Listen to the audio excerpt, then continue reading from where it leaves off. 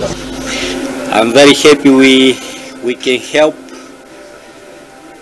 to the sport, specifically to the youth footballs, and yeah, we really try many other time also to be involved in this good cause for a sport, to support the sport, and especially I'm very happy we can do that for